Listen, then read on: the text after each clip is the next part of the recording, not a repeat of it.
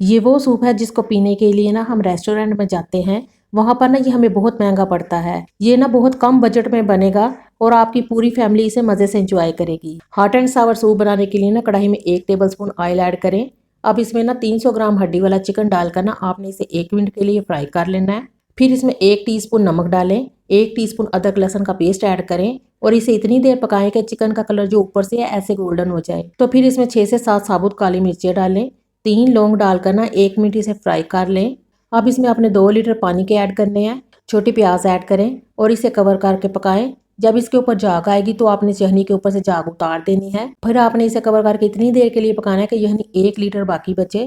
پھر آپ نے چولہے کو بند کر دینا ہے۔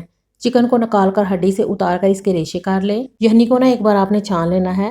یہ دیکھیں چکن کے ریشے میں نے کاٹ لیے ہیں اور شملہ مرچ، گاجر، بند گوبھی تھوڑی تھوڑی لے کر نا ان کو باریک کاٹ لیا ہے۔ اب یخنی میں ان کو ایڈ کریں۔ جب گاجر اور بند گوبھی سافٹ ہو جائیں گی پھر اس میں 2 ٹیبل سپون سرکہ ڈالیں، 3 ٹیبل سپون اس میں سویا سوس ڈالیں اور 2 ٹیبل سپون چلی سوس ڈال کر نا اسے اچھی طرح سے آپ نے مکس کر لینا ہے۔ پھر اس میں ½ ٹی سپون آپ نے کالی مرچیں ڈالنی ہے۔